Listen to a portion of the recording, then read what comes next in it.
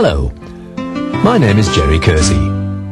This video doesn't attempt to be an historical record of the town of Bolton, more of a nostalgic glimpse of film clips from various sources. It's a reflection of some of the events and long-forgotten images as seen through the eyes of local filmmakers. I hope you enjoy it as much as they did.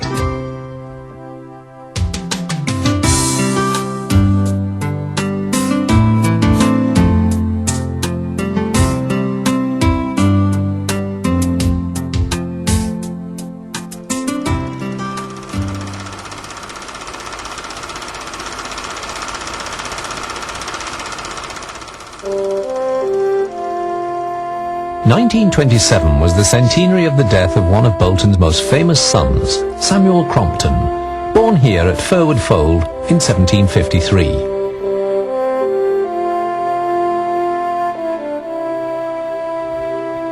In remembrance of his main achievement, the invention of the spinning mule, a huge parade was held in the town centre, which included many local dignitaries and industrialists.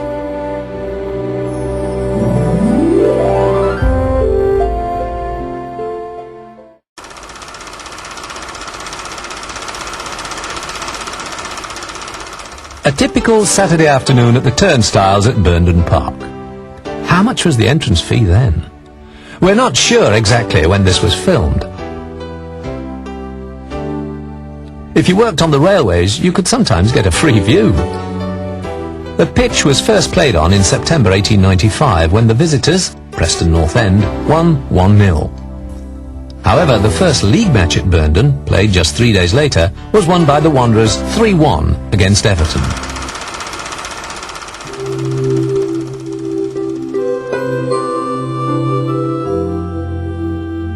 These superb colour shots were taken in 1950.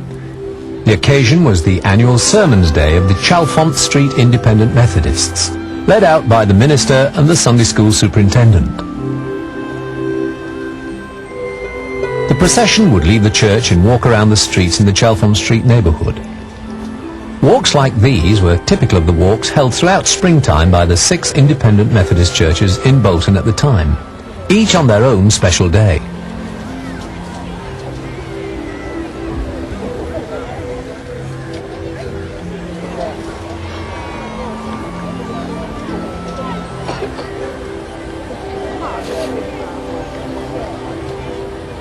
The processions would stop, usually on street corners, to sing and invite the residents to come along to the church services. In May 1964, Billy Smart's circus came to town.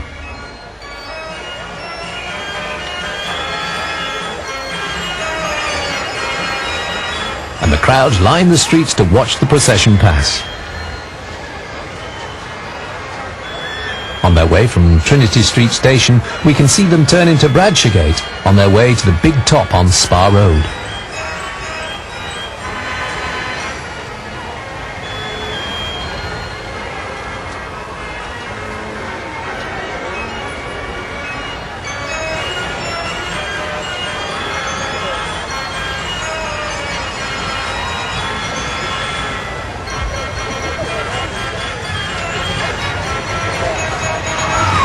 The huge circus elephants on parade were always a popular attraction for the children and grown-ups alike.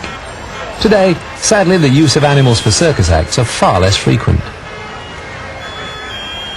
These fascinating shots at Moor Lane show the fairground overlooked by the gasworks in the background.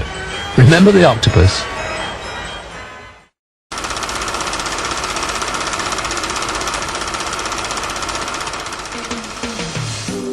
Let's take a look at some Bolton buses.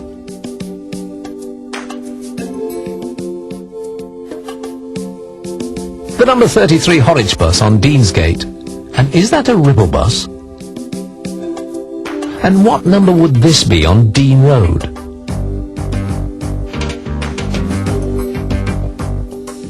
The number 23 Bury bus on Bury Road.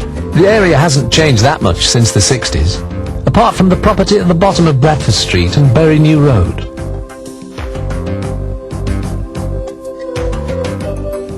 From the terminus at Dunsker, let's take a ride on the bus to Bolton. you didn't pay the driver then. Tickets, please. Just take your seat and pay the conductress.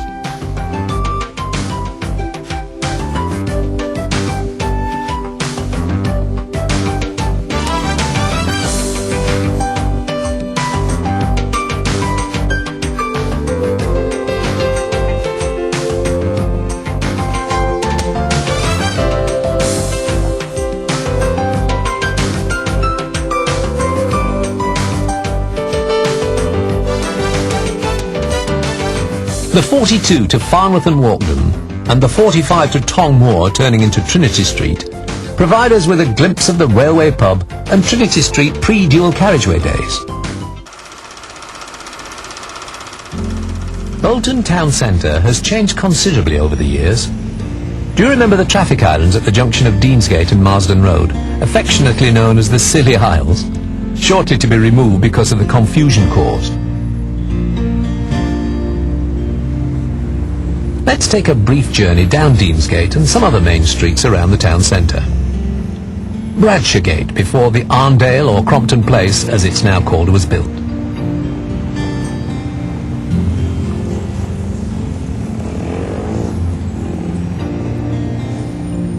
Into Deansgate. Look to the left at Marks and Spencer before it was extended.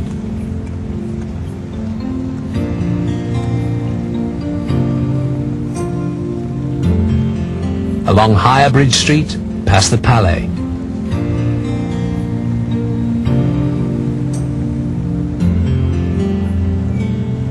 Onto Knowsley Street.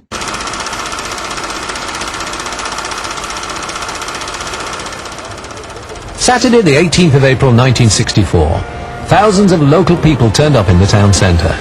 The occasion, the granting of the Freedom of Bolton to the 253rd Regiment of the Royal Artillery and the 5th Bolton Loyal Regiment.